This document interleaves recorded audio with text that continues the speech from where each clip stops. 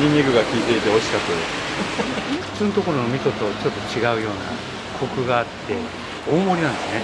波を食べても大盛り食べたぐらいの。来てます。もう何十年。ボリュームもあるし、やみつきになるんじゃないですか。味噌ラーメン大盛りです。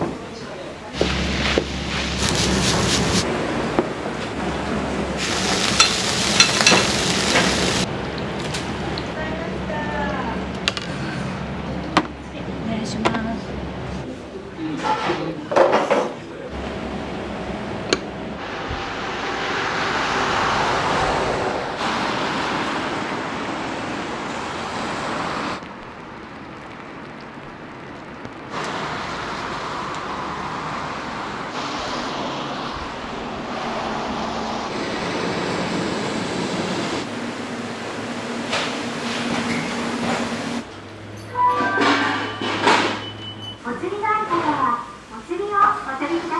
土日はね、並ぶお客さんもいるんですけれども、平日はそんなんでもないです。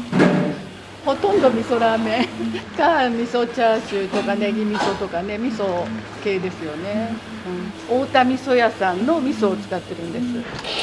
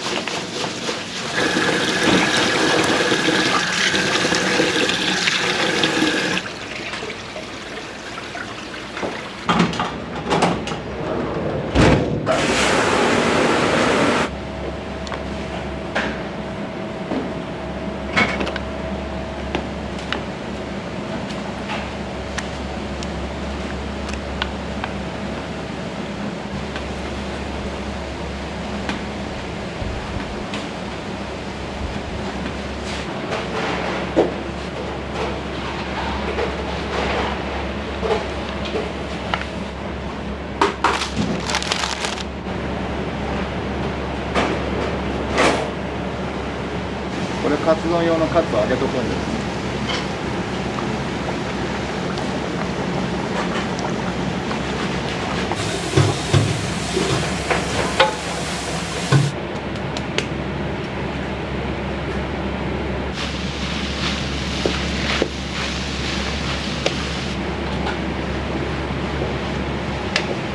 薄めにしとかないとね。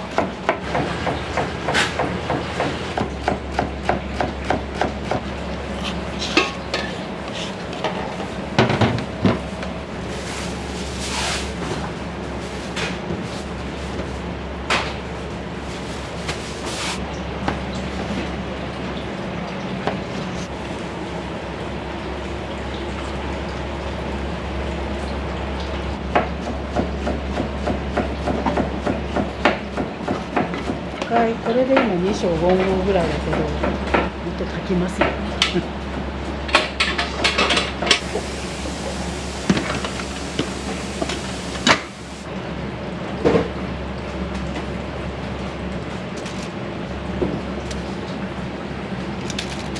山で取ってきたもので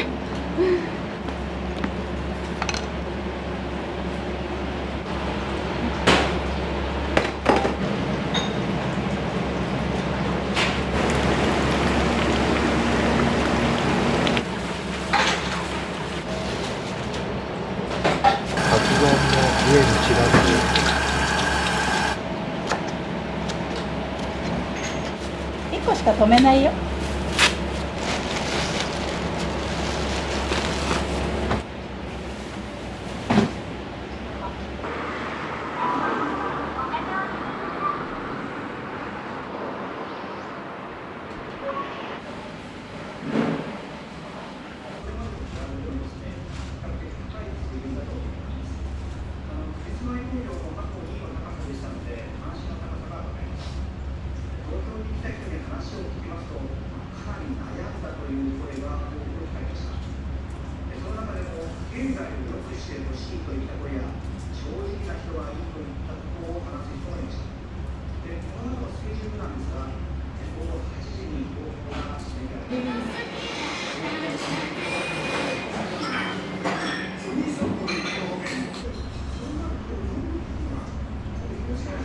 お願いします。味噌一つです。あ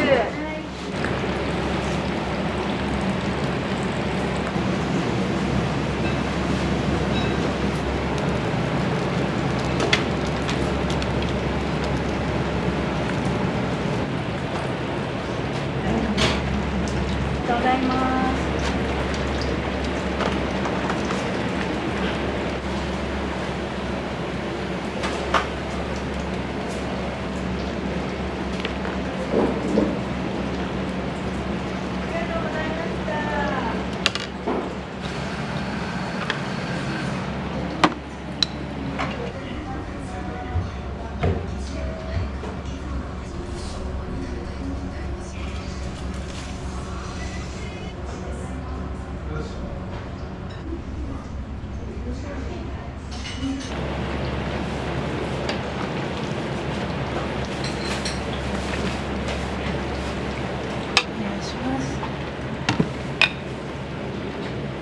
お待たせしました。味噌ラーメン大盛りです。よいしょ。おにぎりセット一つです。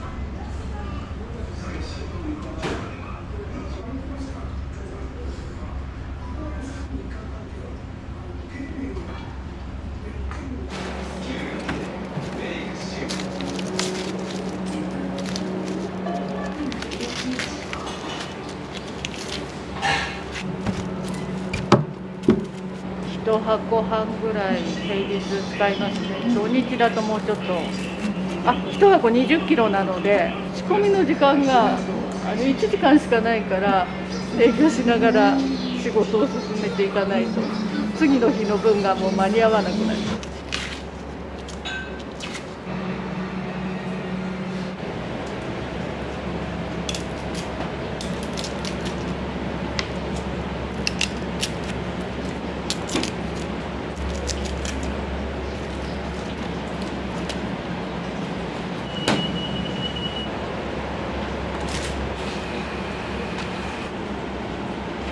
チャーシュー一つです。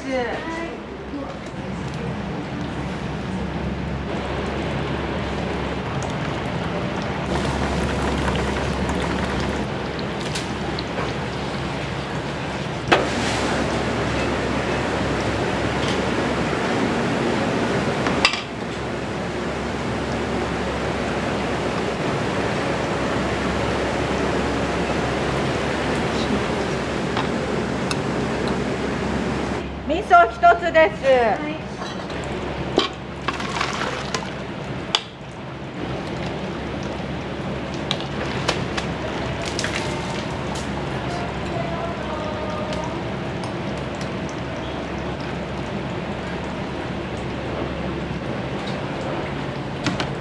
一つです。はい。お待たせしました。味噌ラーメン並です。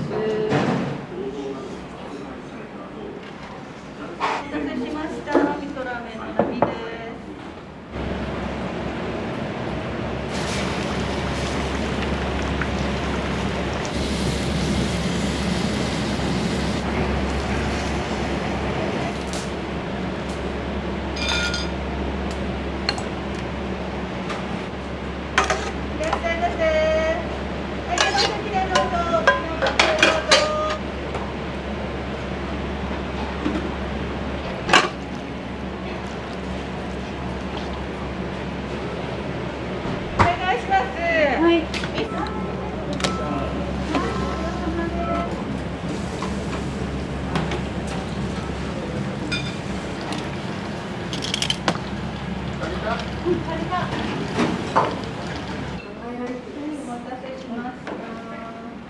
味噌ですね。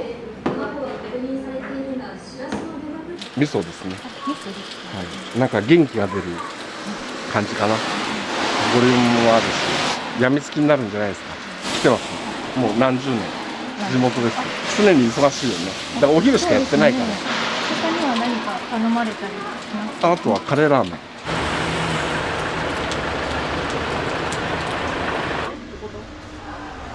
味噌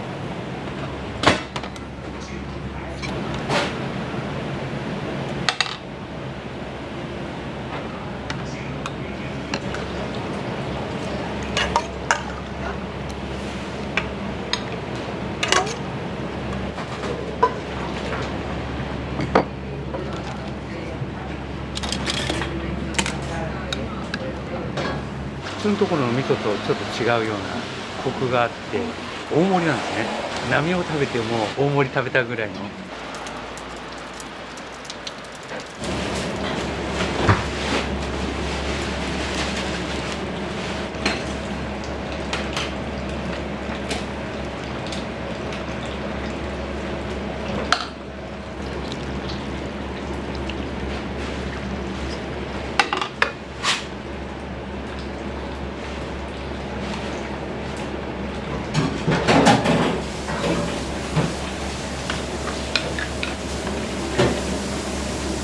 いらっしゃいませ。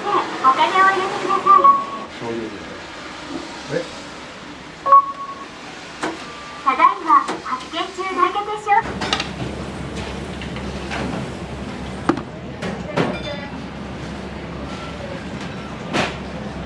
お願いします。はい、味噌一つ。はい、お待たせしました。味噌ラーメンの波の方。はい。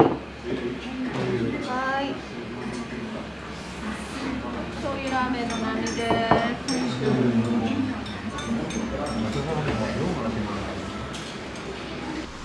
お釣りがある方はお釣りをお取りください。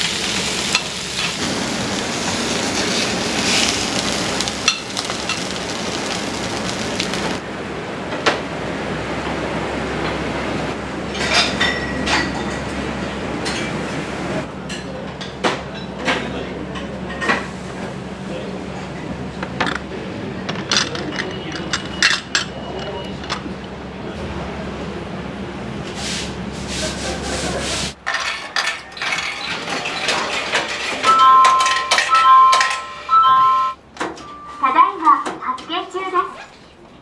味噌2つ、おにぎり1つです。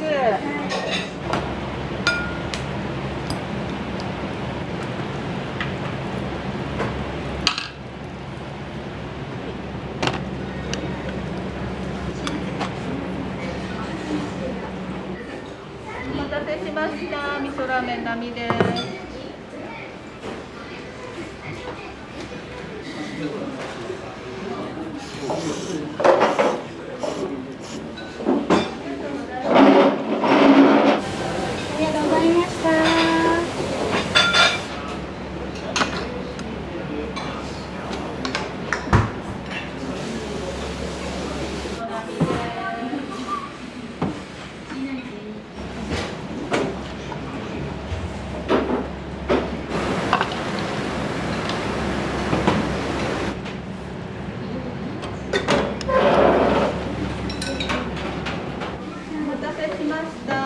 ラーメン半玉の方、はい、こちら並になります。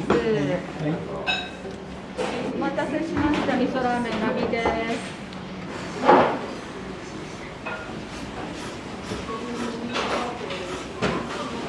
いらっしゃいませ。空いてるお席でどうぞ。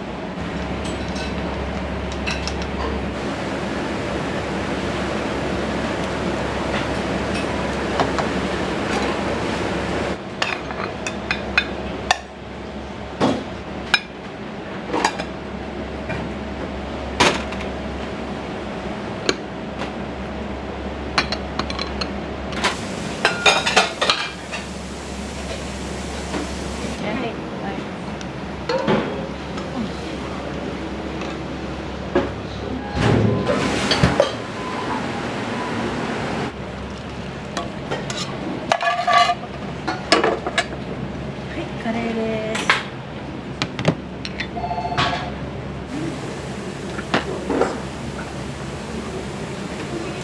味噌の半玉して。の商品をお選びください。お待ちください。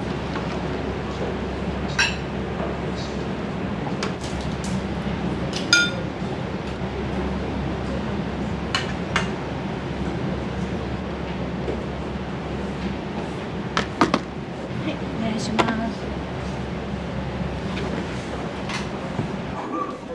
お待たせしました。味噌ラーメン並の方どちらでしょうか。こちら半玉です。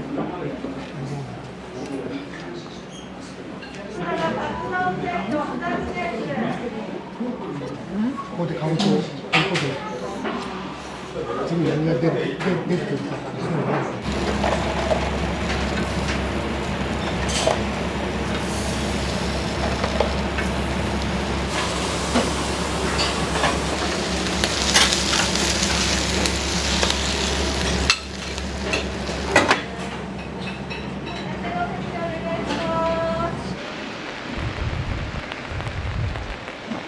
商品を選ぶ場合はお好みのボタンを押してください。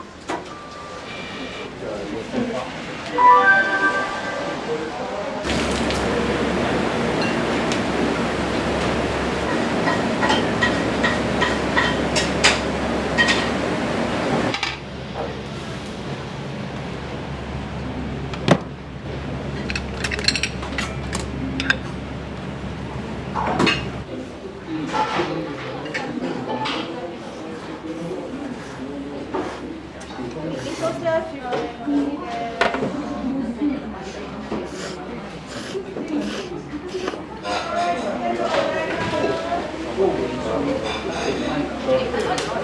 ニンニクが効いていて美味しかったです。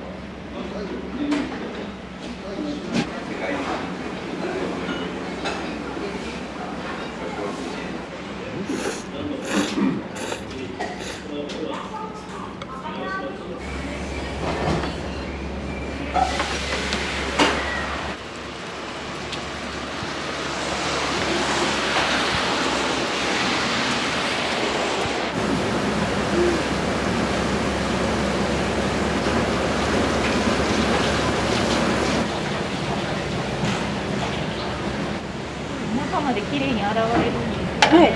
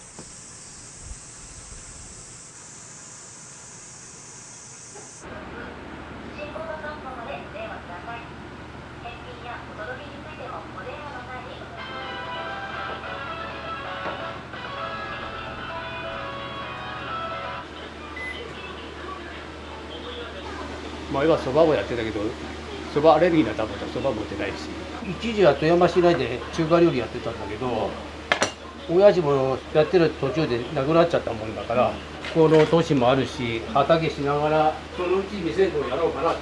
一番最初にやったのは熊。熊はね、それが残念なことになかなか取れないとか、ここ4年ほど熊は当たってない。街中に出てくる熊とは全然違うよ。出てくるやつは肉質がもう最初に悪いから、冬眠前の脂たっぷり乗った熊なんで。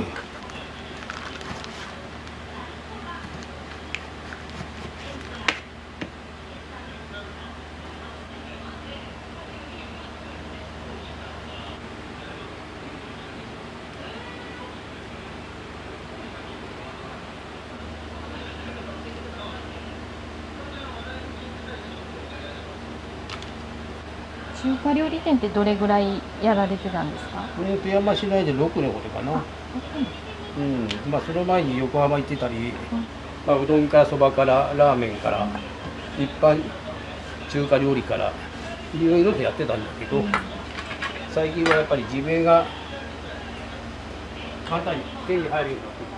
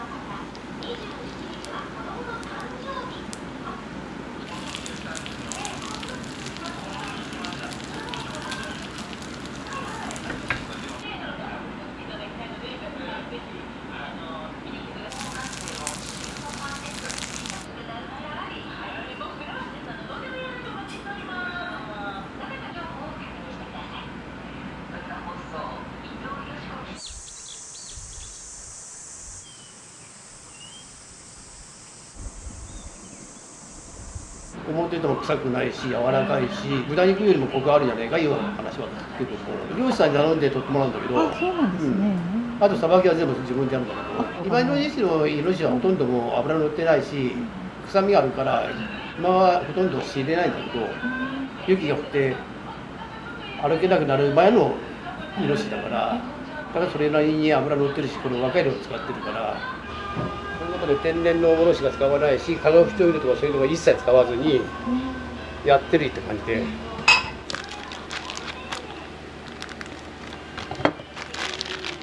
まあ聚楽大いう秀吉がね作った茶室の名前と一緒なんだけど、言葉には喜びを集めるっていう意味があるから、まあ創立の創でもあるけど、これから作っていくよという意味で。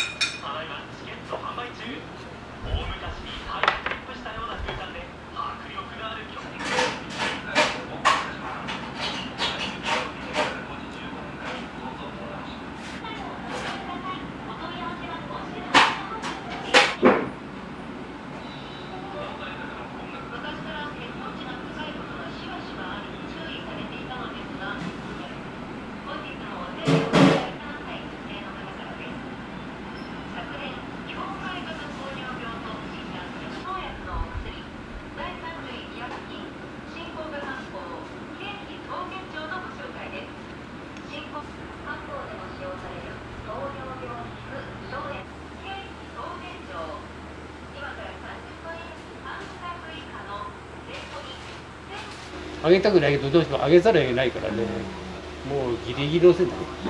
もうどんなに少なくとも4、5人はあったんだけども、最近じゃもう1人か2人あればいるかな。土日になれば少し多少はあるけども、地元の人間は大体夕方から夜にかけてだから、その時はもう電話で来るから、冬場だったら、まあ、鍋もんだね、熊鍋とか、イノシシ鍋とか、鹿のステーキとか。めっちゃおかしいですよ。土日も最近少なくてね、インターネットとか見たりなんかして、わざわざ来てくれるお客さんも、でもグループで来てくれんから、1人2人夫婦とかね。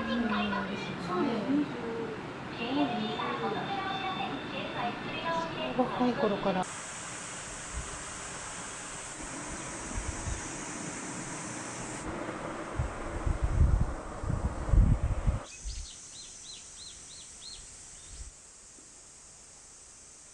よくほら限界集落とか言うけど、そういうもうそうだと思う。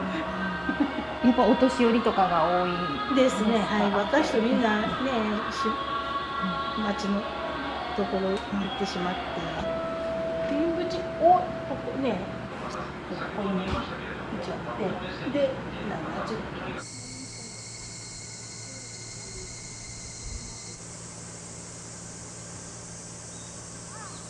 今日はいつもね、夕方汗だくなって水やりしてもね、自分とこのいたらおかしいけど、自分食べるがと焼肉かなんかするときにナスとピーマン、虫にも食われとるしこんな草ぼうぼうで、一番奥にあんがネギだけど、春一番に食べれるネギね。でほらネギは店必需品だよね。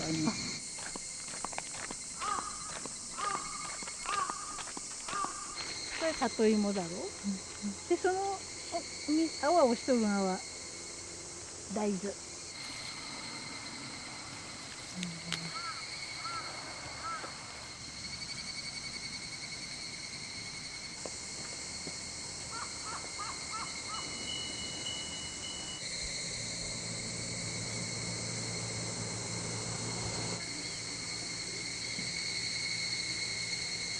別に来たんやけど、たまたま一緒やった。ええ。あ、こんにちは。マスター毎度。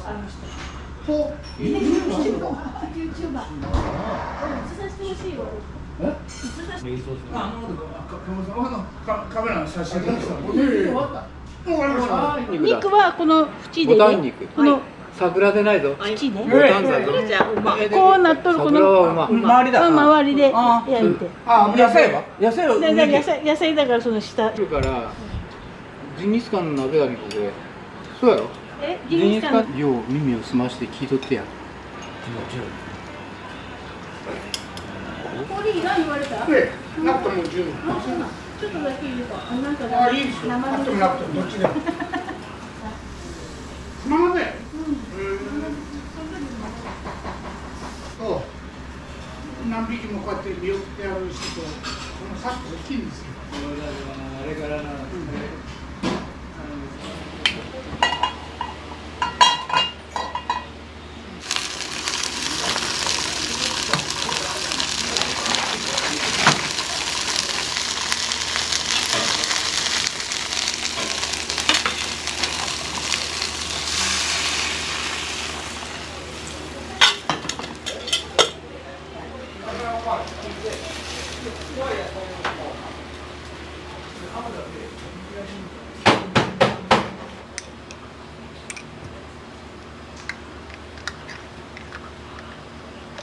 餃子先に食べて冷めうちに。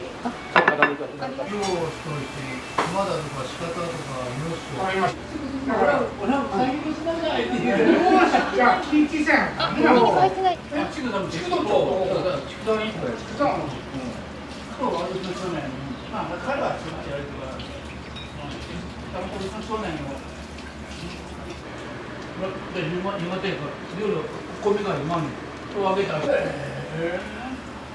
気づいたら11時。畜産で来てる時に弟子にした。それは最後の弟子。じゃあもう。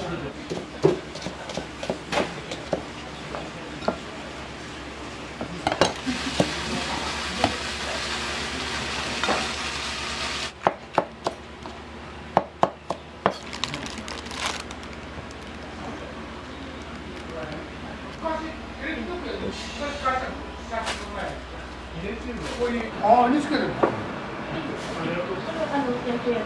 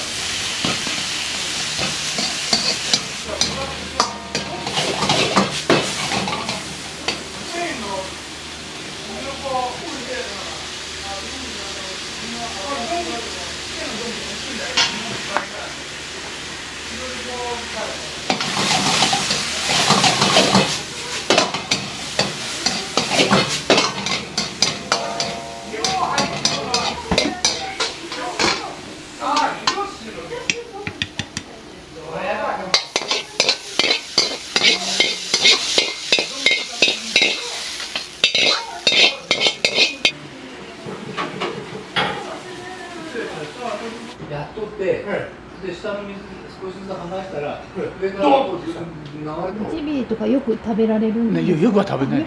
久しぶりに食べました。臭みもなく柔らかく美味しくいただきました。有害鳥獣がたくさん出るとこだから食べる機会はたくさんあっちゃう、だけどこのマスターの処理が上手だから味はね癖のない優しい味、誰でも食べれる、小学校1年生の子供でも食べれる本当よ。特にロースの方が美味しいね。脂身がちょっと乗っとって材料なかったら作りやん。聞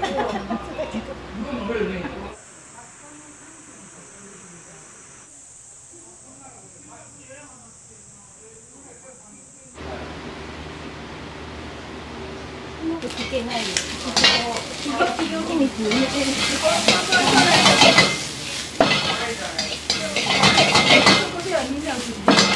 味付けは映させることできなかった。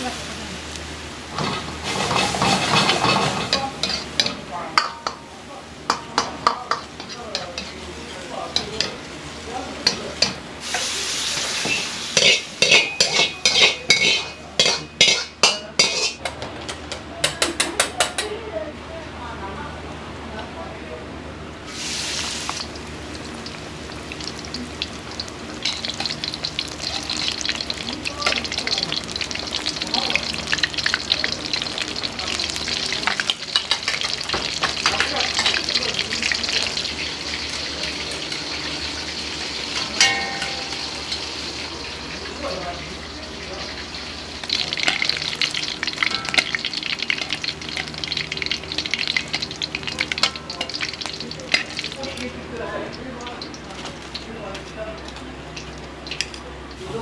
ーメンと本当に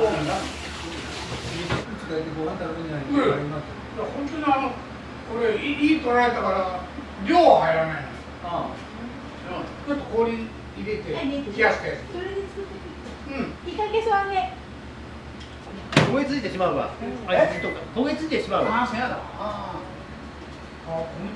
一応醤油味なんですけど、そうで好きな人は毎回自分のご褒美に食べる。うん、深いな。皮自分が単に。いや、西さん抜いたらうちのまま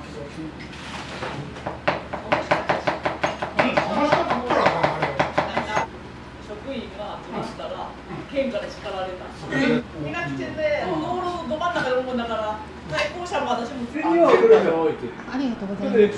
一匹ずつ数えとったもん。一匹ずつ数えとったもん。いいかけそう揚げ。おお、これはすげえ。ありがとう、ありがとう。それ下げます。はい、お願いします。食べなさい。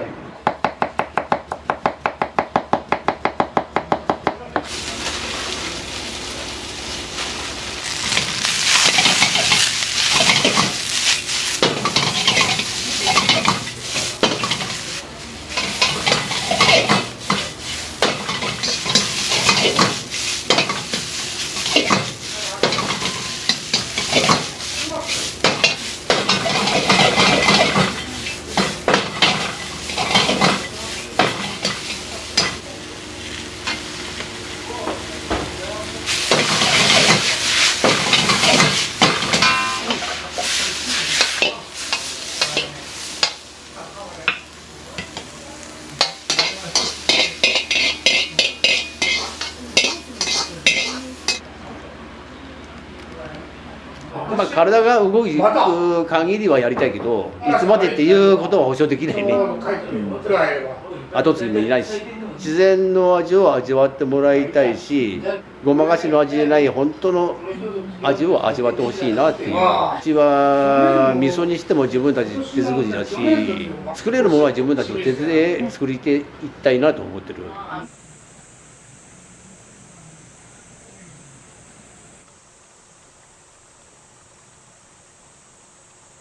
ご飯、麺類、もやしとか。天かす。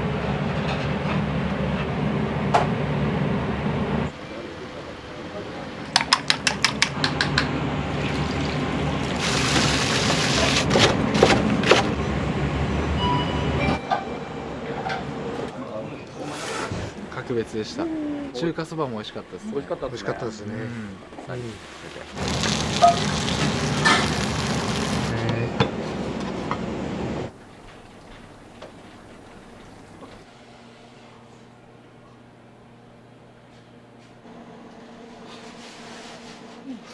ちょっと麺とかだいぶ変わっちゃったんで、うちの中華そば2種類とおうどんの出汁ですよね。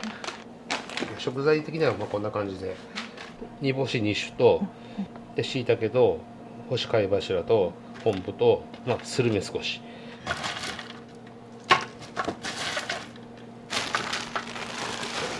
まず1つ目、イノシン酸、グアニル酸、グルタミン酸、この3つのバランス、1つよりも2つ、2つよりも3つってことでうまみの相乗効果ですよね。その辺のバランスを取りながらスープはいつも作ってます。これ煮干し醤油、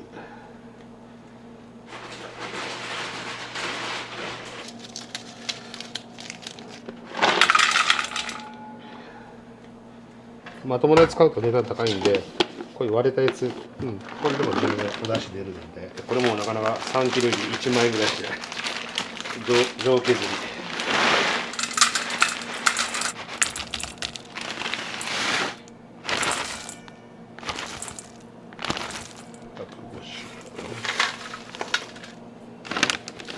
中華そばですね。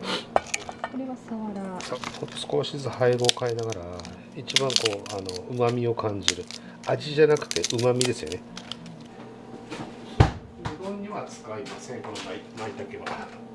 お水からゆっくり温度を上げていくんで、煮込まない、もう本当に優しく静かに火入れていくので、そこで水のところに入れますね。これ、はい、おうどんの方ですね。ちょっと分量変わってくるので、はい、これ全部ですね。これがだしの仕込み。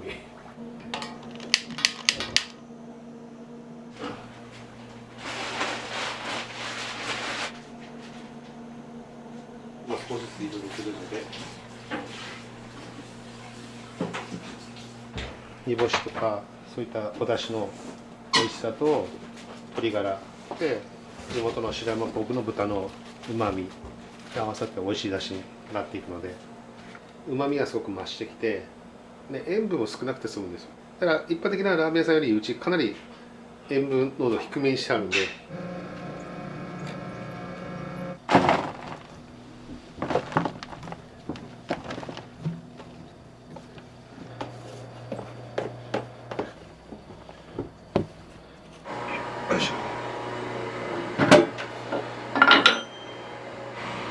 今複合って言って麺合わせてこう少し麺の強度弾力をちょっとつけてるところです。でまあ2回複合させて今今度は薄くしていくんで。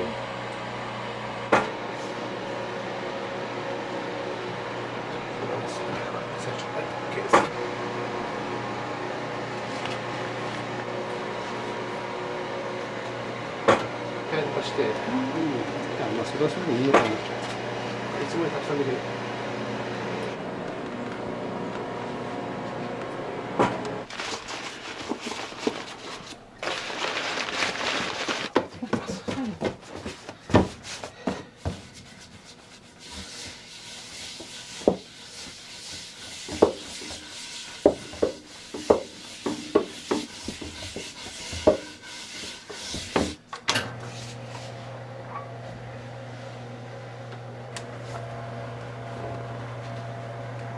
はい、OK です。これ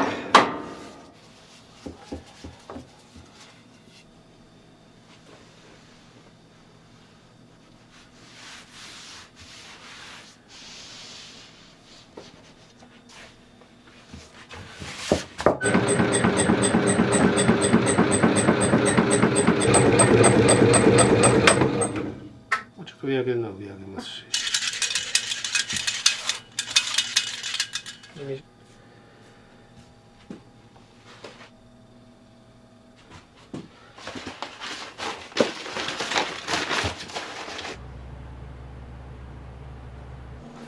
よし。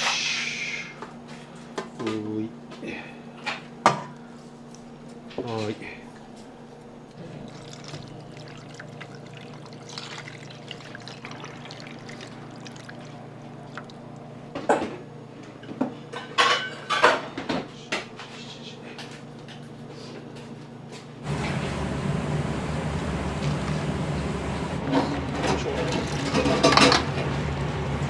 醤油入れます。醤油、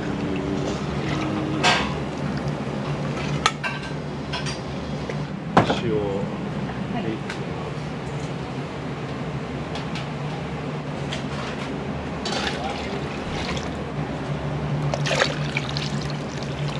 でここから軽く30分ほど。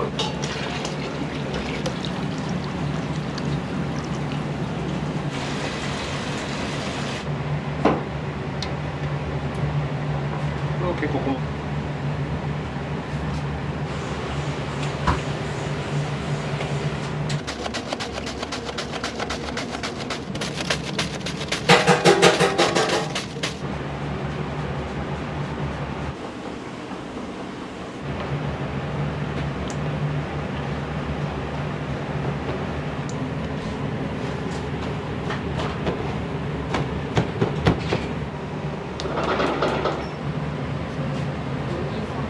1時間ほど置いといてまた使う。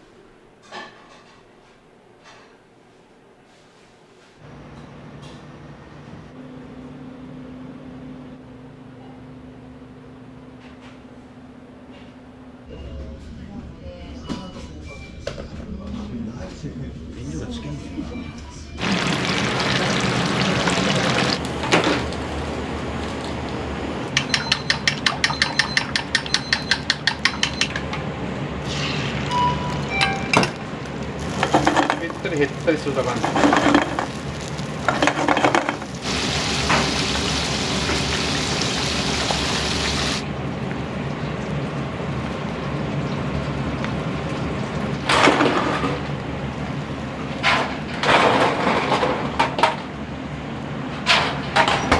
お、卵です。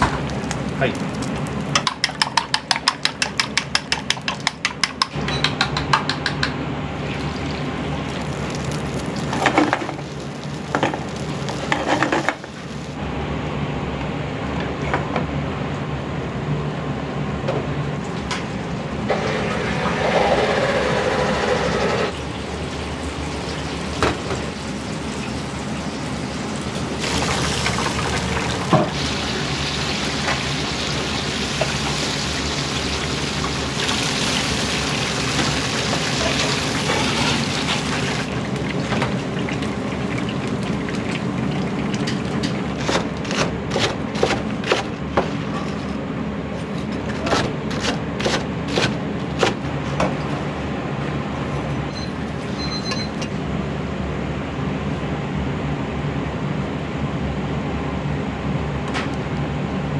はい、入れます。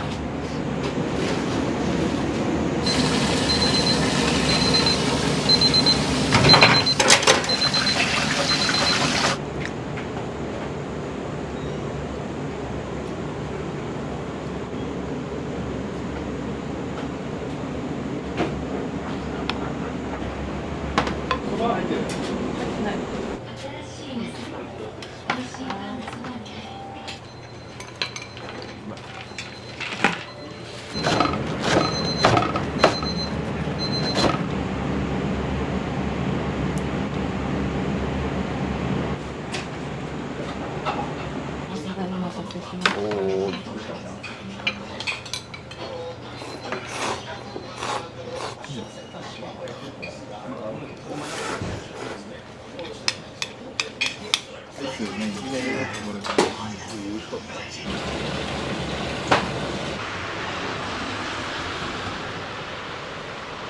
お蕎麦はすごいコシがあって出汁が味が良くてとても美味しかったです。中華そばも美味しかったですね。美味しかったですね。美味しかったですね。格別でした。いら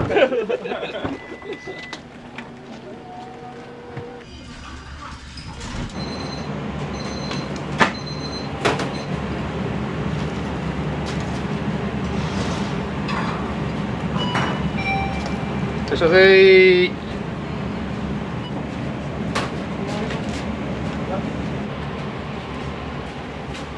今引きの先こっち来る。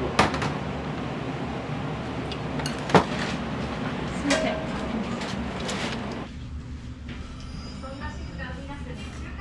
つけじゃないの？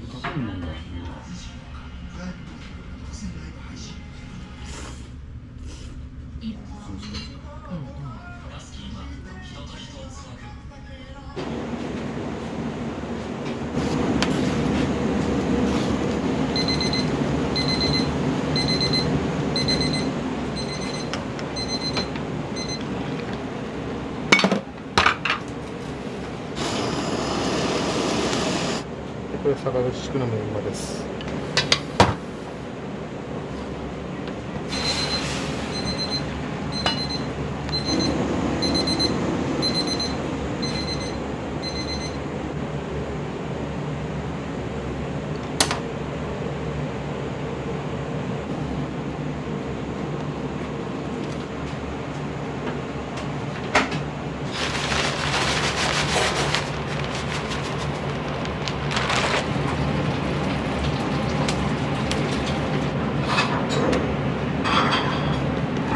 文書もある。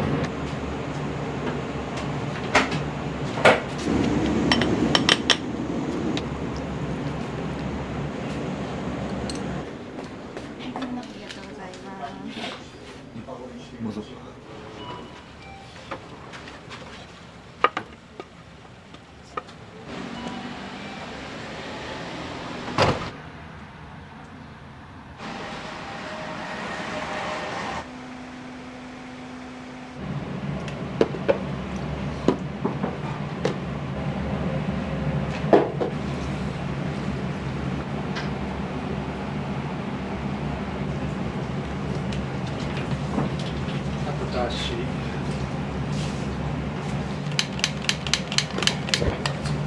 お醤油とかおだしなくなるまでだいたい火にかけておいて、でそれを真空にします。で真空にすることによってだしを染み込ませると。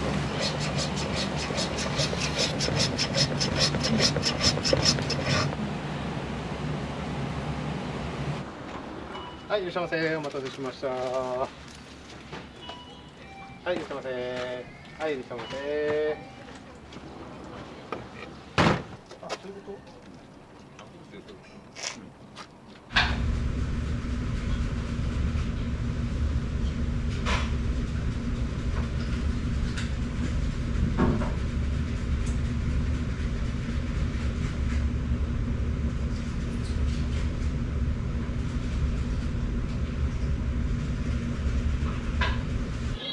ご飯と麺が入ってます。で、ちょっともやしも入ってないから、ちょっと二郎系っぽくなってる。煮て丼一つと、はい、手丼一つあります。はい。ボルガラスのミニ一つ。キャベツも今もうめっちゃ高いですから。キャベツもめっちゃ高いです。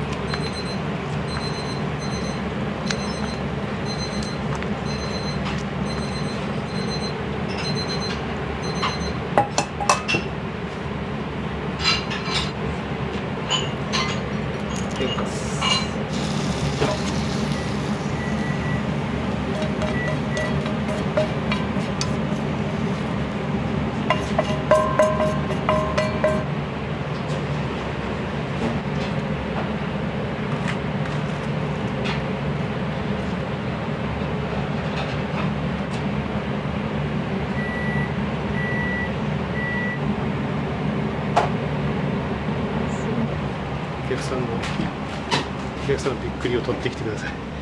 ぜひ。はい。す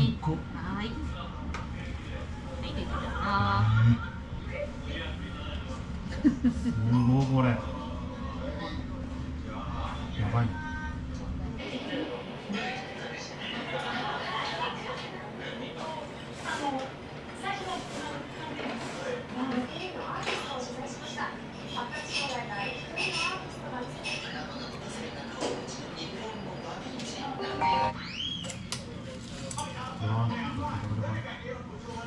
ご飯と麺類のこう合体ってできないから、そば飯とかそういうものはあるけど、ご飯麺類だからとんかつ、もやしとか。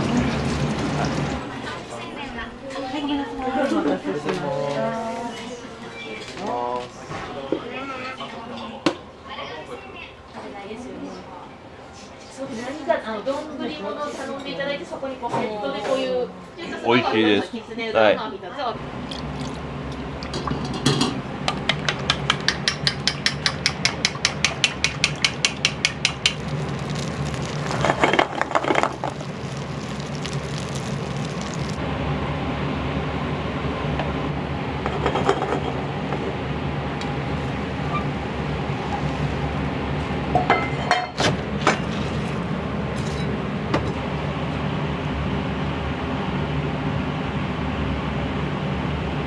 ボルガラス。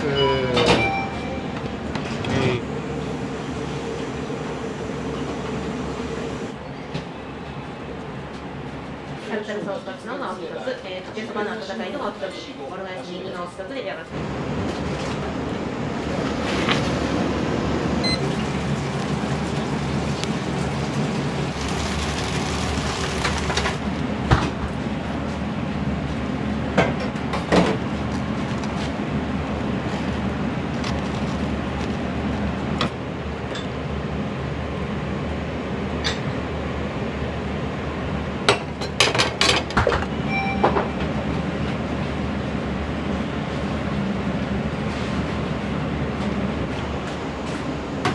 はい、タルタル。は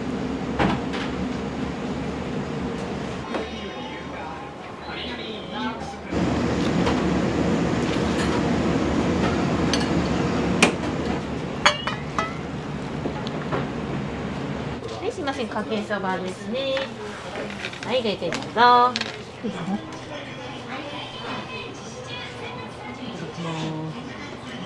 で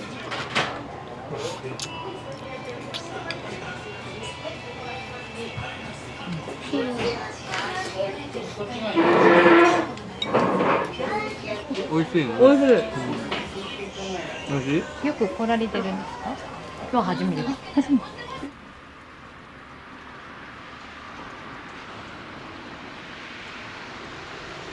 小さいやつは上から乗せる感じで、こうやって感じで。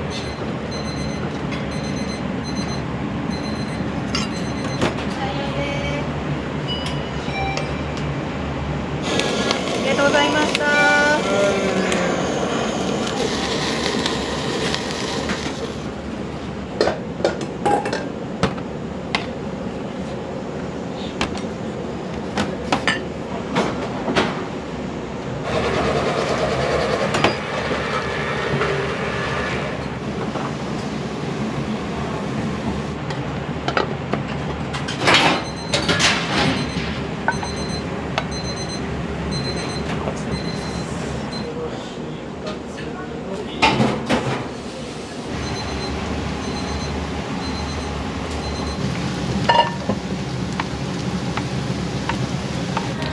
よいしょー。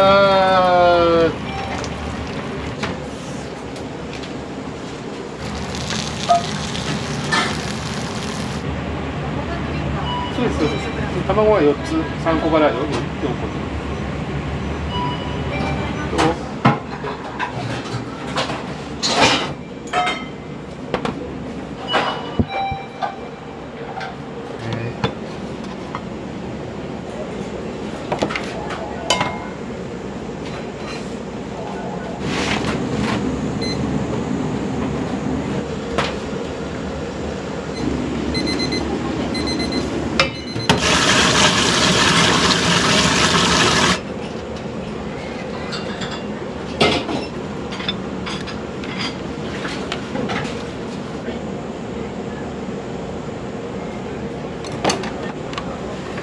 そば湯まだなんで。はい。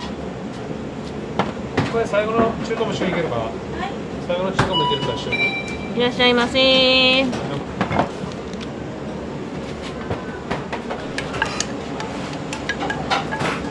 一つ中華3番一つお願いします。はい、中華。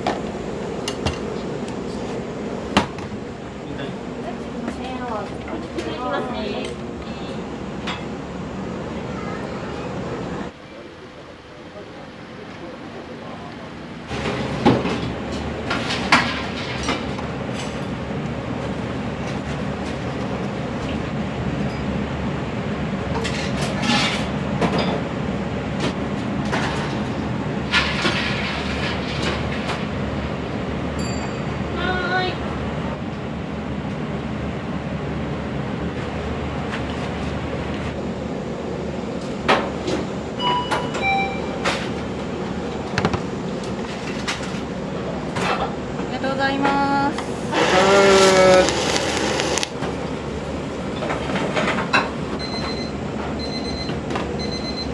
足2つ。は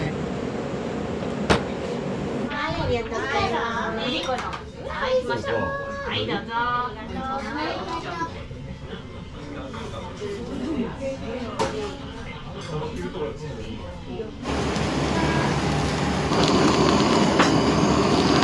仕上がってると思います。はい、うな丼です。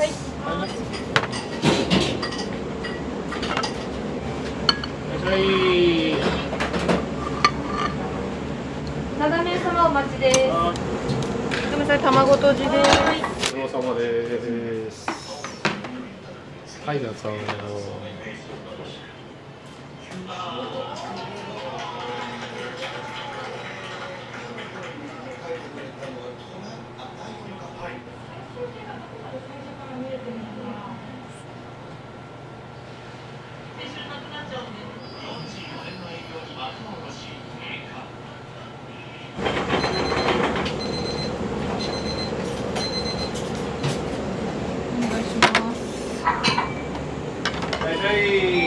いらっしゃいませ。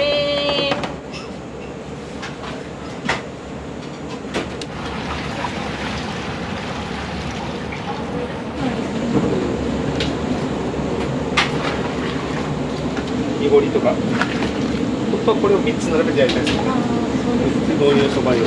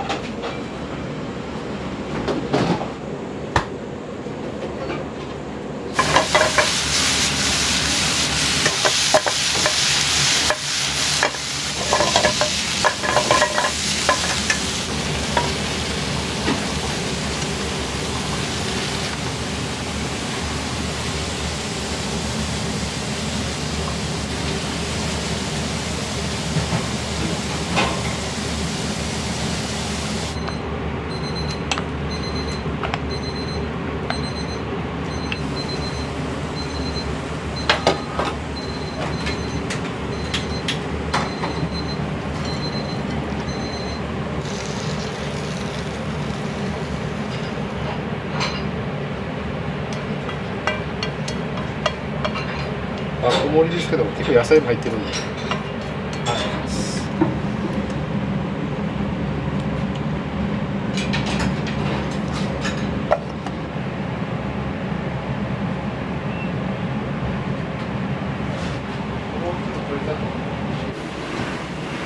ってきて、3番倒れてきた。3番席。倒れて。はい、どうぞお待ちどうさんです。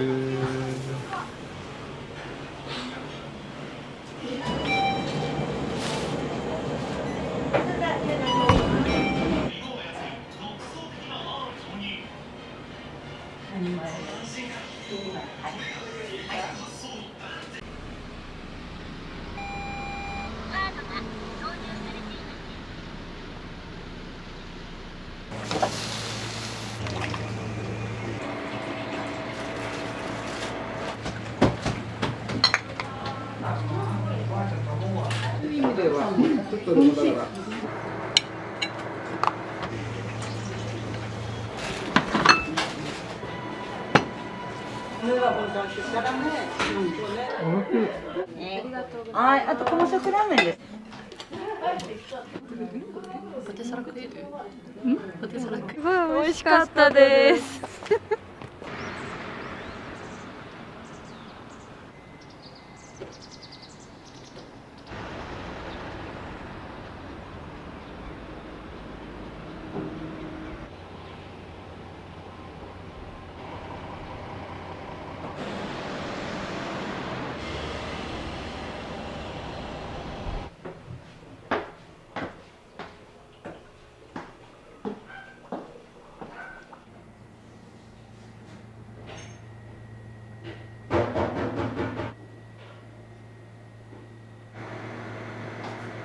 母がやってたんで、今もう80近いのか、引退みたいな形でありますよね、こういう仕事っていうのは。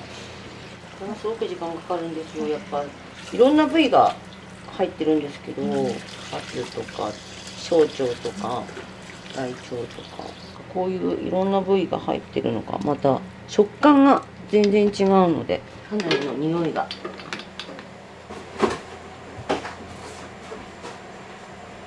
これはね、馬肉うどんの上田では主流みたいですね、馬肉のうどんっていうのは。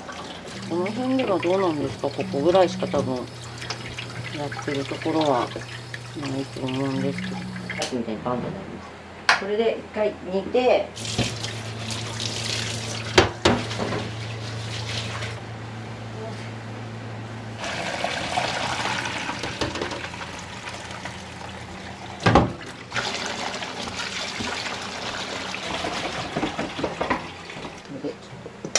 急いでます。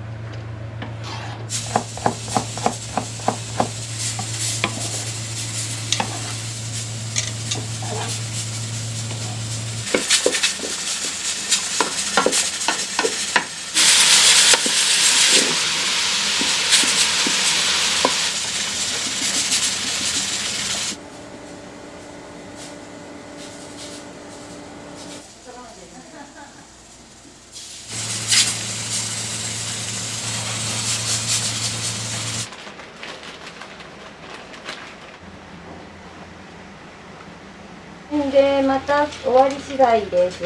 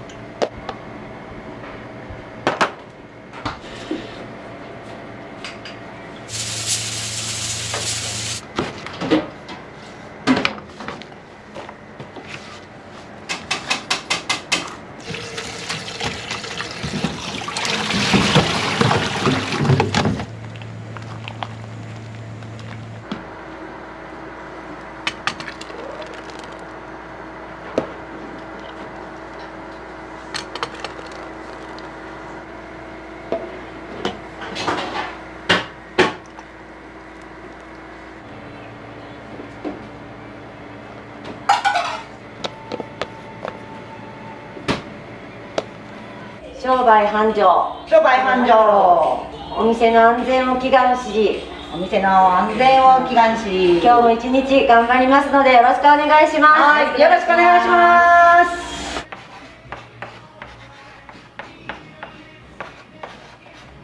召し上がって帰られる方とかねいらっしゃる。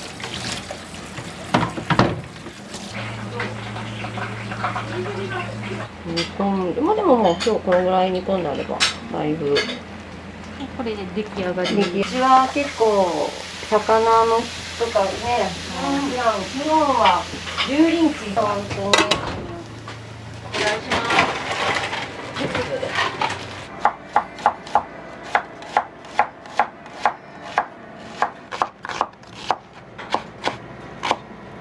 本当にいろんなお客様いらっしゃいます。ご家族連れももちろんですし、仕事をされて休憩時間にいらっしゃる方とか、若い方とか、年配の方とか、最近は海外の方も結構いらっしゃっていただいているので。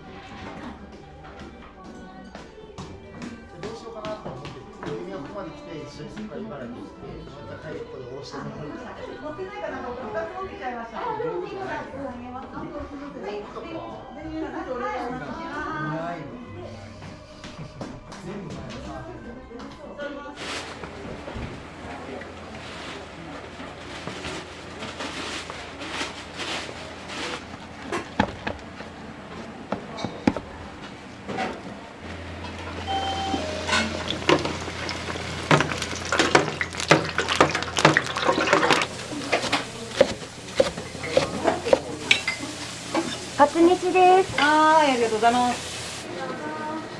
2です。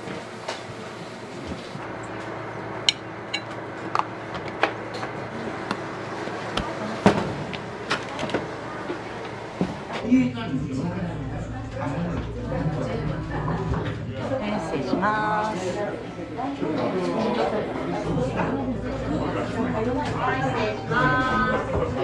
YouTuber？ 他の会社？いや、個人でちょっとやってる。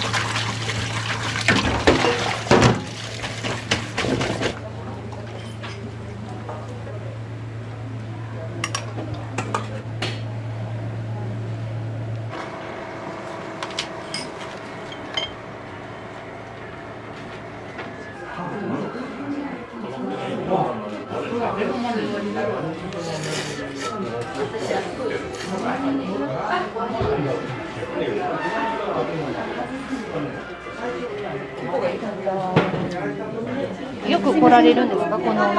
初めて美味しかったです。はい、非常に満足です。い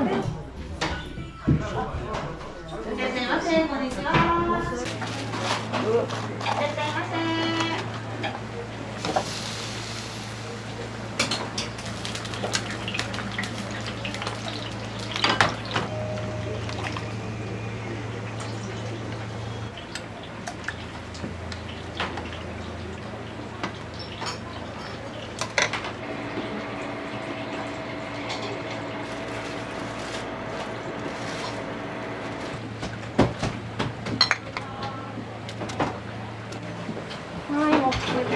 はい。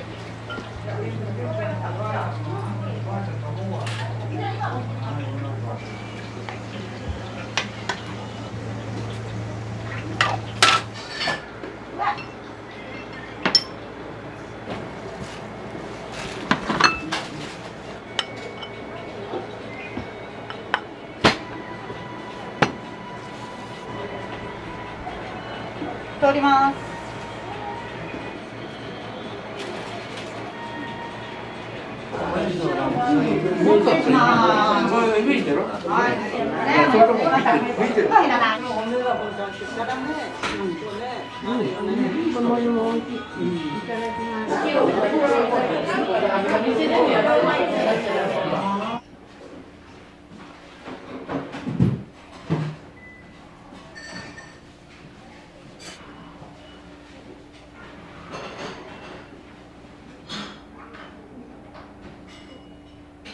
全部お肉と煮物セットがだからこれ3で7でしょ。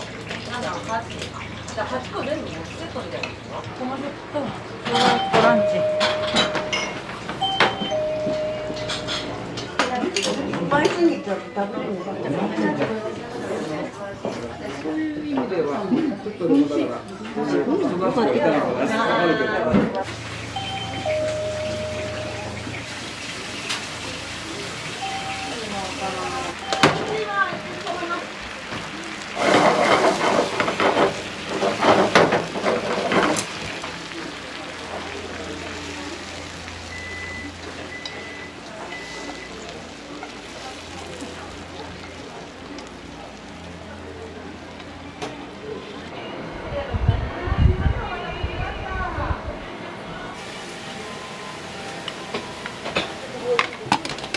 そのご来店です。はい。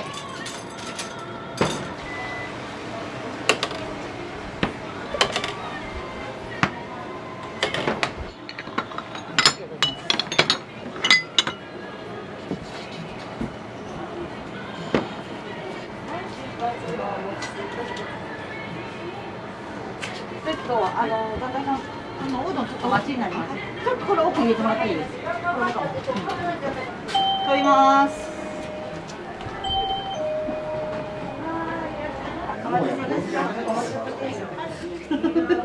豪華だよ。豪華ですよね。鴨定食。いただきます。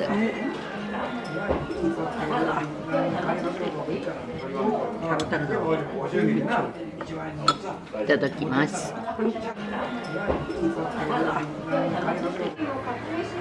はい。聞いてきます。通ります。こ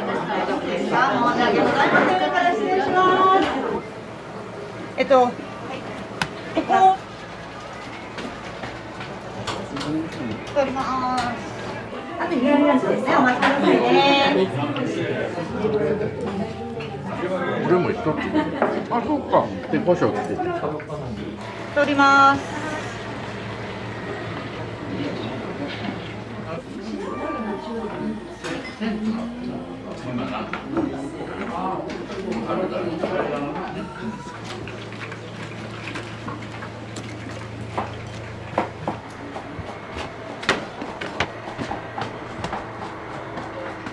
通ります。失礼いたします。でもちょっとでいいよ。美味しいから。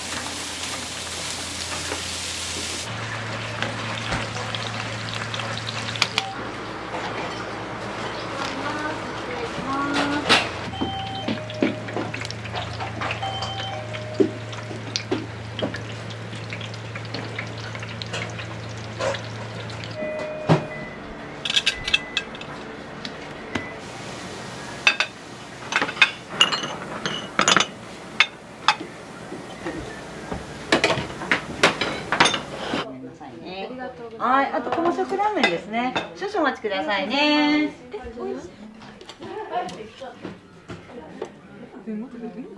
ポテサラ食える？ポテサラ食える？食べる。ね、サラダ変わった。変わったよね。サラダ細かった。美味しかったです。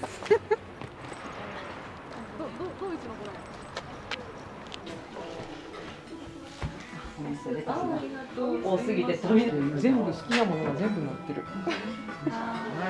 これが好きなんだ。よ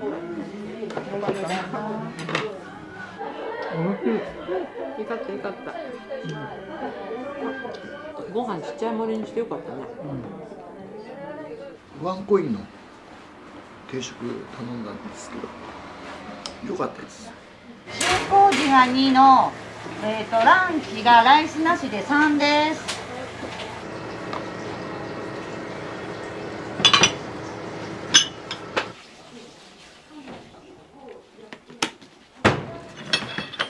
なんかいい塩梅にならないですかね。失礼が大丈夫か。失礼は軽いかな。失礼。知りたい。はい、失礼します。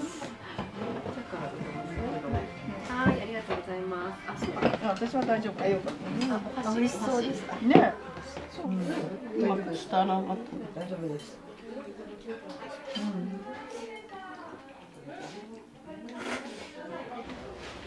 お待たせいたしました。どうぞ。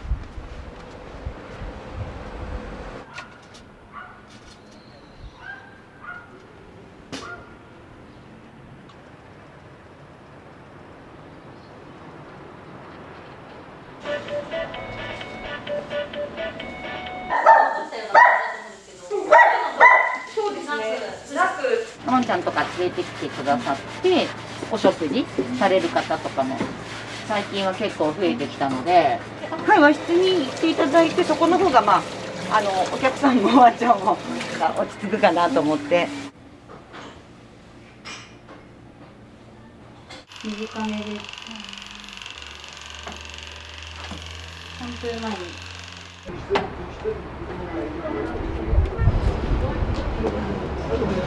ヒレ味噌とお好み。はい、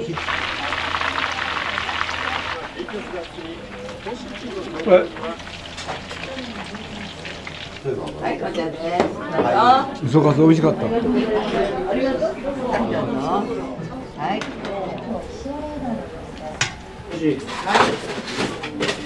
お客さん待っていてくださればできる間はね、味変わったらできんで、味変わらん間はね、作ってもらえついてから。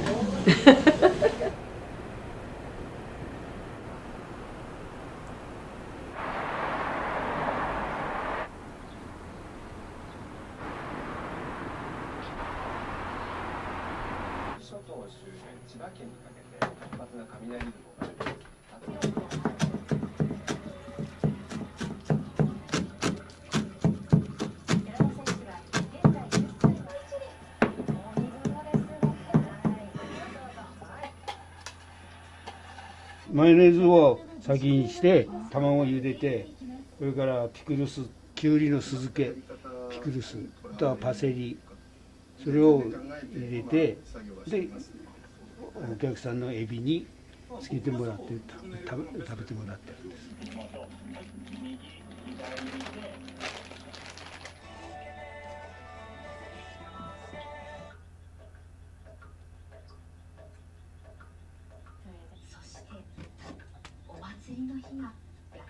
1時半に店開ける時までには前にずっと7、8人、10人は待ってるんです。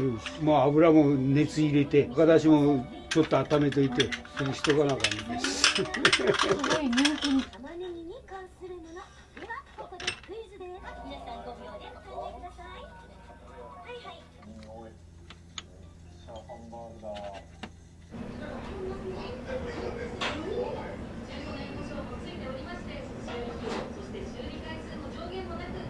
毎日午前さんお揚げしております。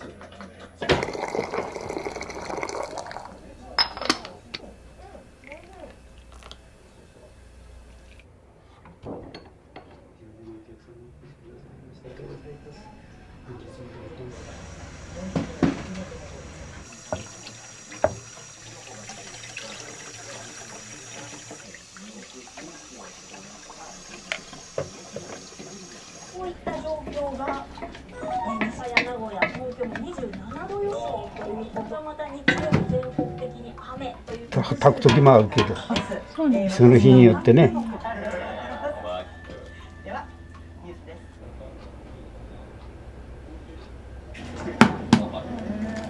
はい、ということでいつか実際にやるという新キャベツハンバーグを教えていただきます。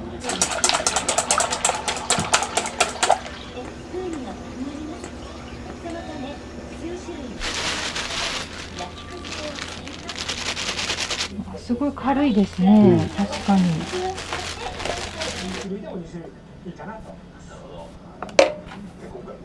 省けるものは省くっていうのはそうそうなので、胡椒が入れなくても意外ですね。はい、ありがとうございました。はい、ということでね、ここまで副島君もありがとうございました。プラチナと気象の関係、ちょっと結びつかない感じですけれど、ちょっと一旦プラチナは頭の片隅に置いておいていただいて、今週4月18日はその他にも今でいう万歩計の量定期、あと一種でしばらくここで寝かすんです。パン粉に卵が染み込んで、その肉とのあれがあるんですね。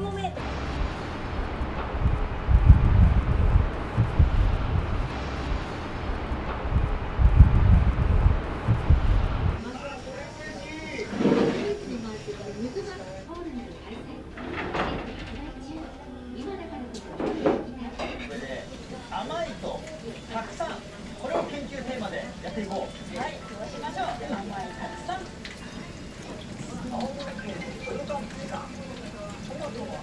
ここについている芯を切るの。まあこれ今日は 5人の3人やで間に合うから1人しか。それでは早速ミニトマトの苗の植え付け、まずはプランター選びから。ブータとキナミン、今回はどっちがやる？やっぱり私が言ったもの。そうだね。任せる。任せる。なるほど。じゃあ任せてください。大事なのは、こう根が野菜によって全然違うでしょ。いいよ。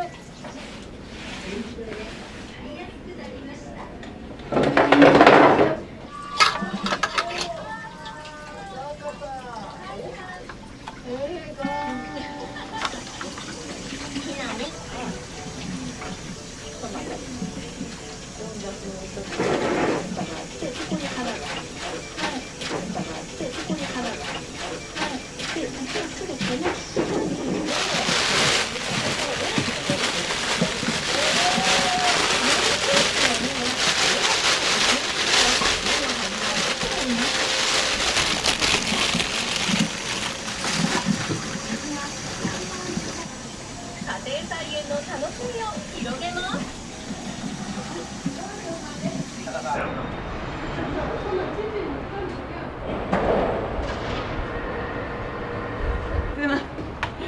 今開けます。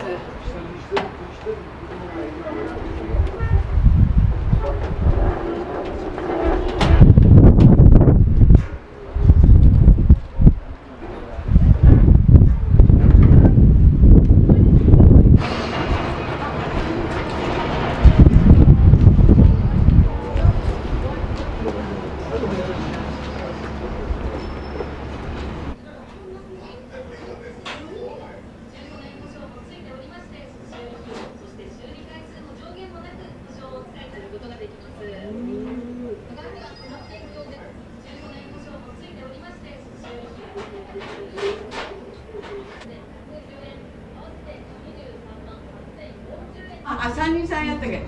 3人さんと5人さん。どうしよう、5人さんどうしよう。どうしようっていうのはこっち3人さんでここ1つ入れるとあれやで、こっちとエビ2つ、エビ出しますね。エビ出したるよ。あ、エビ。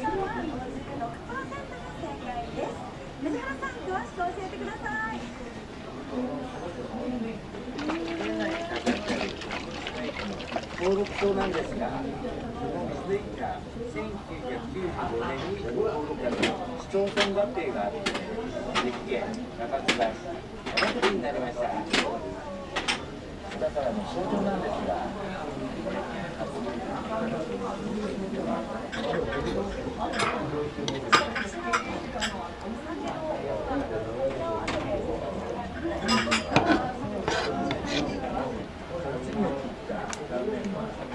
何を表しているんでしょうか。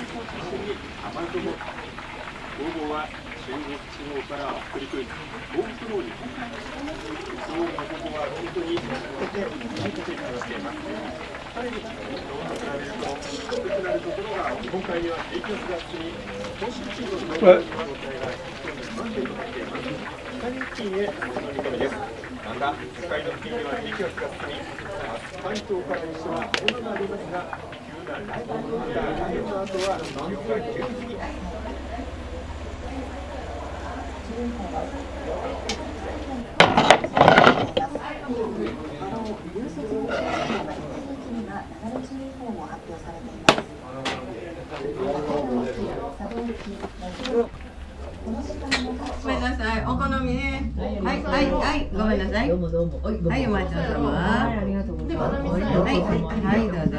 多分20個ぐらいやと思います。はい、わちゃす。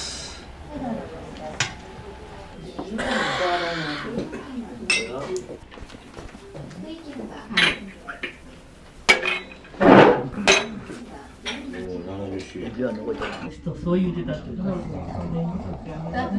時からじゃないよ。穀物の 10% 程度にとどまる一方で、支援の記者アーミテージインターナショナルによりますと、アーミテージ氏は病気のためジュース今夜にかけて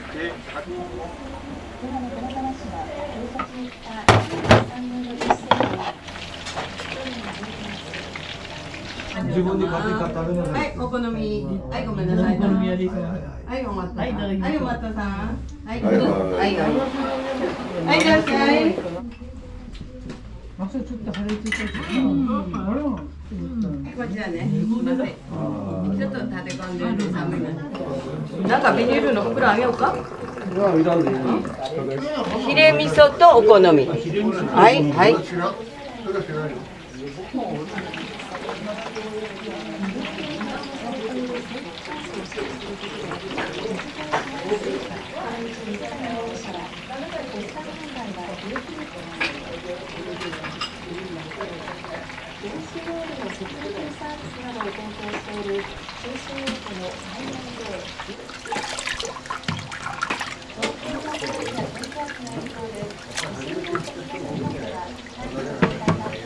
はい、なさい。東日本では明日の夕方にかけて和歌山県の和歌山県によりますと市の土地では昨日午前10時過ぎ二次冷静がある捕獲数は最大で6493の鉄道に経路を特定して記録して状態だということです。またギリシャ国の領域や安全上の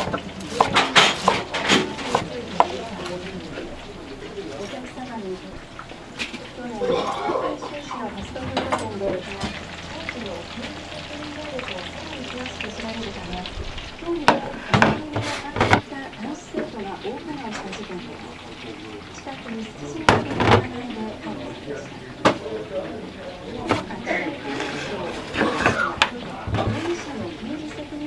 はい、どうぞ。はい。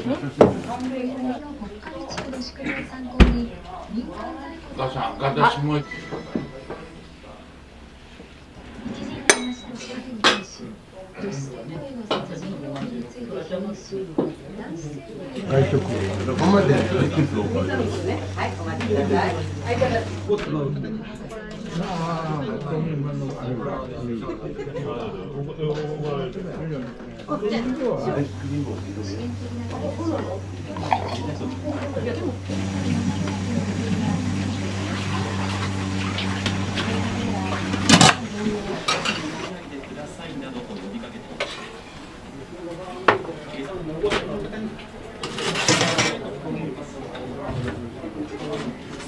ください。はい、こちらです。はい、2つにいいとか。取り急ぎですよ。うん、ですよ。はい。はい。おさえも。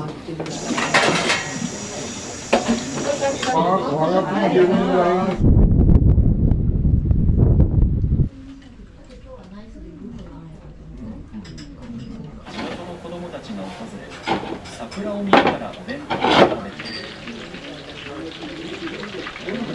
べている。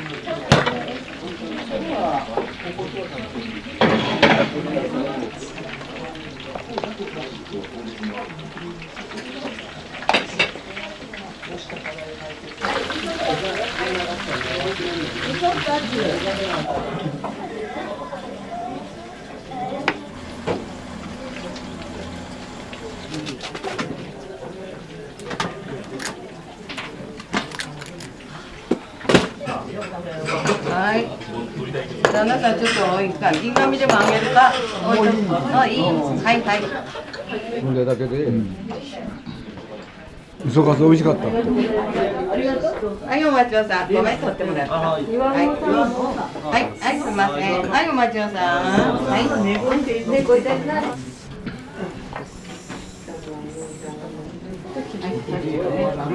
あ、いいよいいよ。大丈夫だぞ。はい。はいはい。はい。で、どうぞ。はい。はい、どうぞ。ごめんなさい。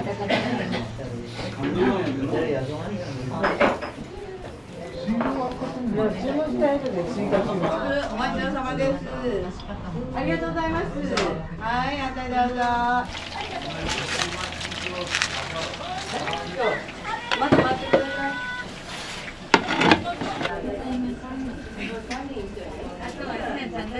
はい、すみません。あと全部来たかな、お水だけの。はい。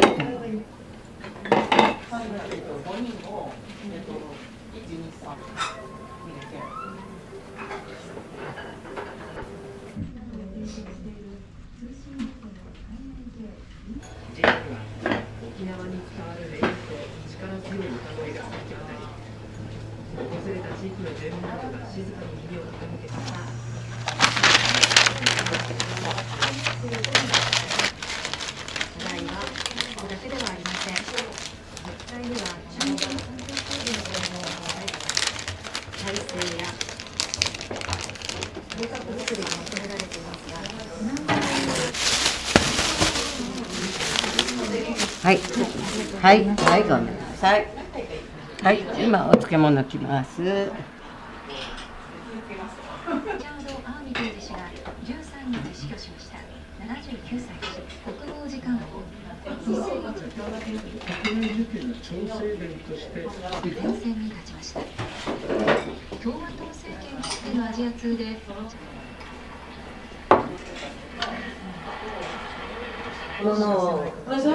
務先の官庁や出先機関に集まってもらう訓練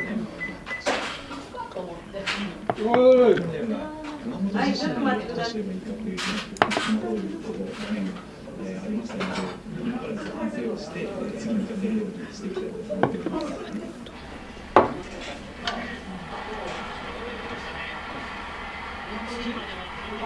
あとどれぐらい続けられるとかあるんですか？1年刻みでしか何とも言えない年が年やで、まあやるっては言っておりますけど、保証がないでのね、健康やったらできると思うんですけど、あと350年ぐらいかな。あの通り、まあできればね、健康で皆さんそうやってお客さん待っていてくださればできる間はね、味変わったらできんで、まあ味変わらん間はね作ってもらえる、ついてから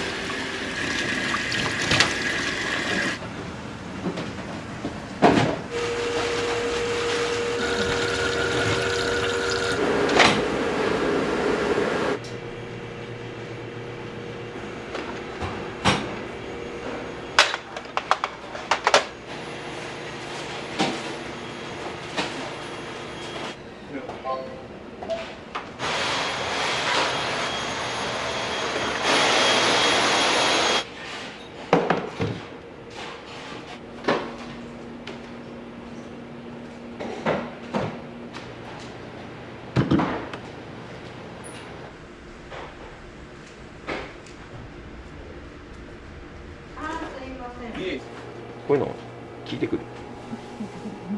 キャベツ大盛り食べたかったらキャベツ大盛りで決定で、次後半はいっぱい食べたいで大盛りで、衣は薄めか普通かで、薄めがよかったら薄めで、ロースカツなんで脂身が多い普通少なめが選べるで、普通がよかったら普通にして、で揚げ方も長い間揚げてほしい人と普通揚げ方おられるから、まあどっちにされますからで、普通でいいですっていう感じだったらこんな感じ。みんななんち細かいねって言われたけど、自分のねオリジナルのとんかつがそれでできるわけやから、逆に喜んでもらえるようになってきた。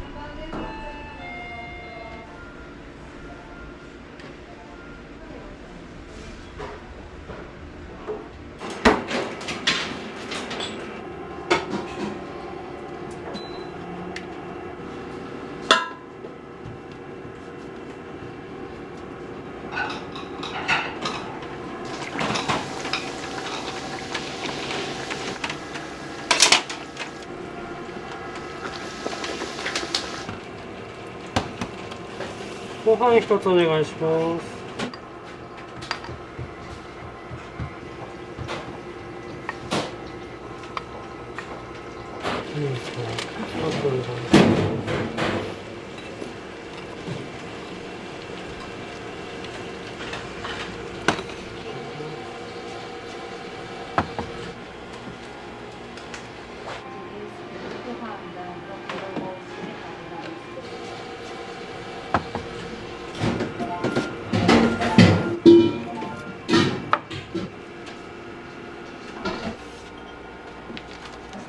失礼します。ロースカツ定食中です。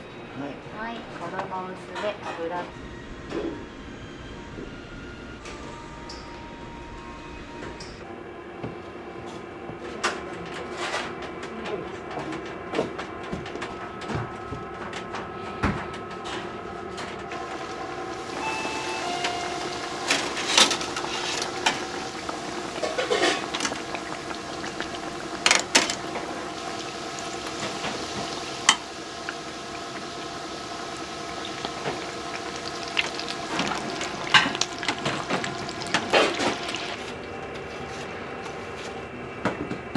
普通の薄めのビール。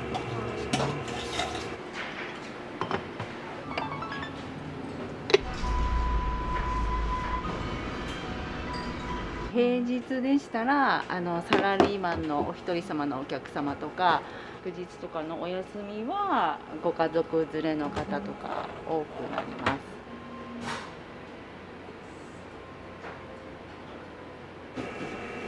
通称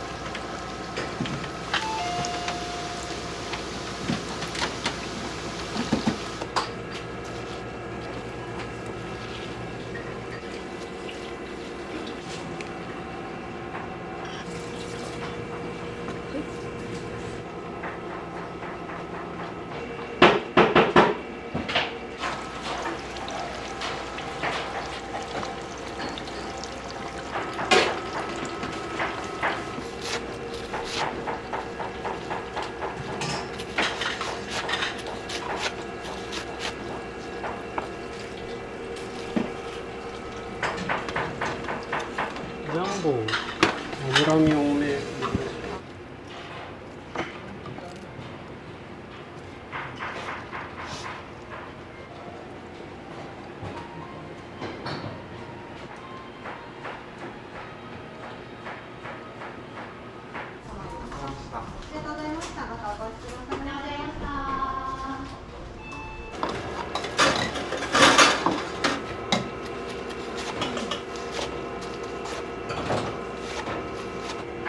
で、一つ目お願いします。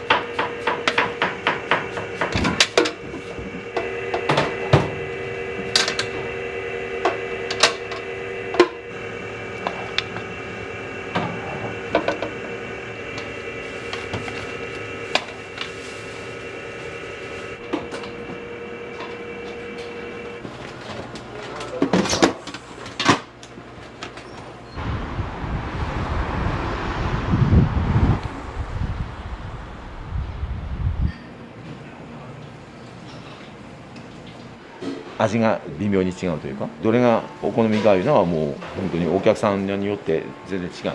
自分は X が好きとかロッパが好きとかイベリコが好きとかいうからやっぱり言われるし、富山県産のこの黒豚いうのもこれはもう美味しいって言っていただけとるから、この辺はもう好みで好きなの。一番出るのはやっぱ6泊かな。やっぱり脂身の味が違うので、やっぱり一口目は塩で軽く振ってもらって食べてもらって、あと2口目は塩でもソースでもお好みでお召し上がりくださいって感じ。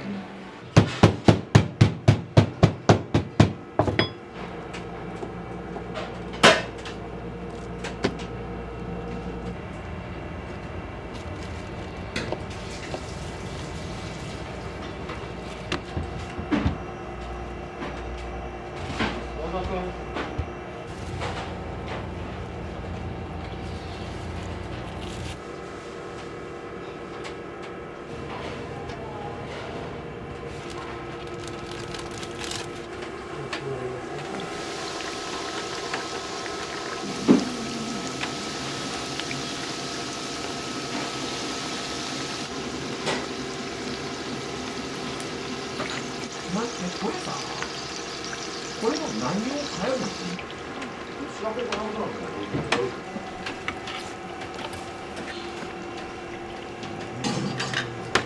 食べ小の C ランチ。C 食べ小です。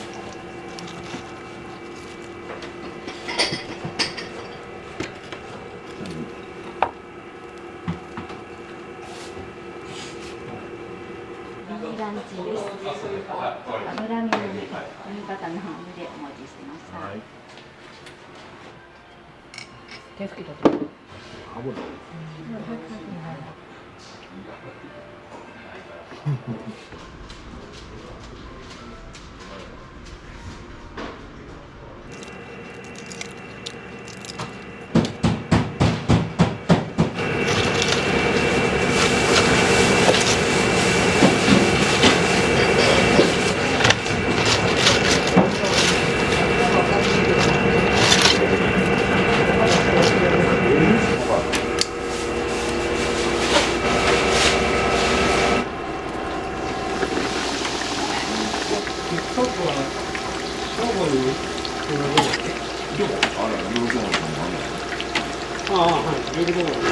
それ以外でこれでそう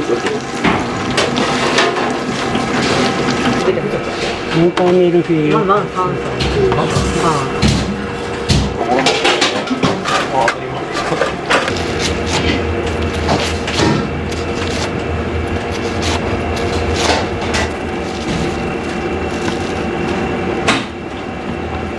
い、ありがとうございます。はい、ありがとうです。はい、はい、ご飯とキャベツはおかわりができます。はい、ここからまたおかわりおっしゃってください。わかりました。はい、じゃあ昼やからもう。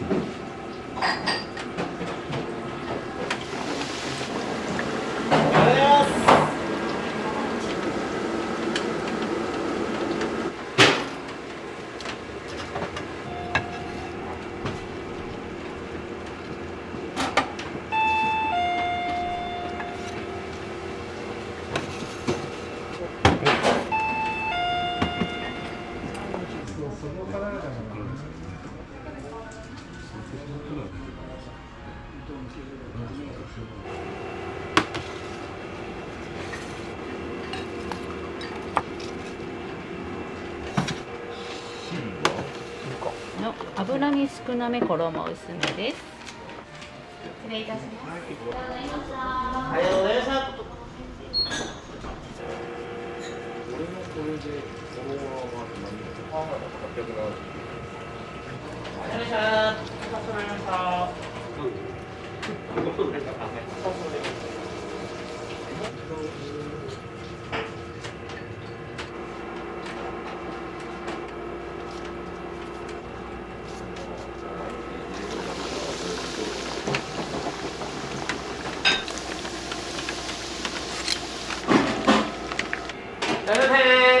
いらっしゃいませ。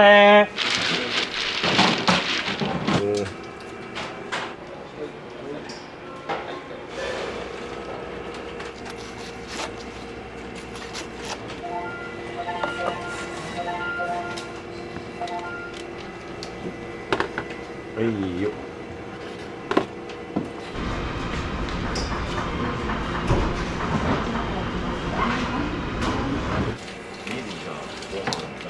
いらっしゃいませ。よろしくお願いします。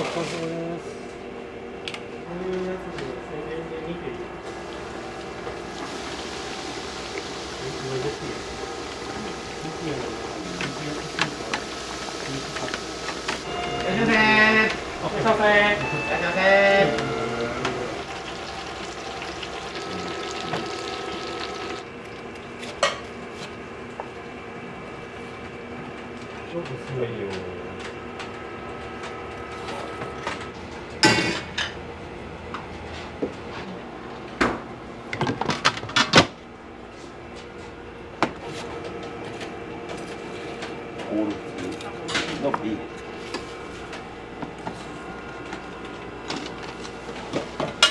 お願いします。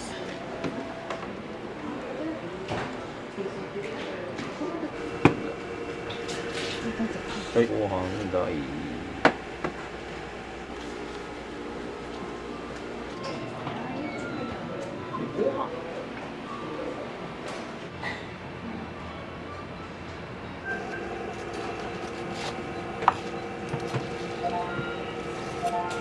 薄めのロースショーお願いします。はい、こちらシーランチです。カット割りでお持ちしました。はい。甘口味噌汁です。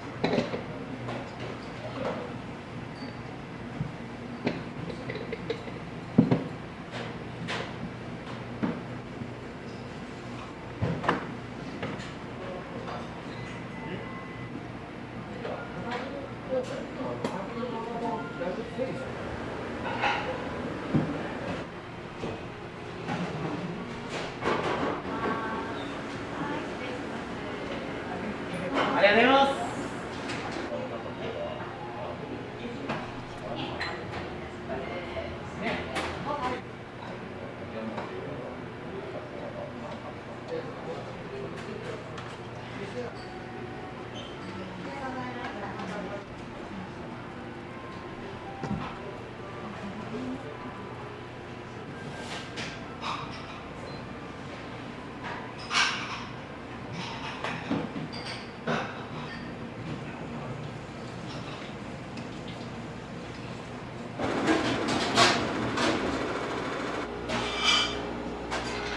まあ基本は富山県産、ご飯も富山県産のコシヒカリとか、富山県の使うものは使っていきたいなというふうに思ってます。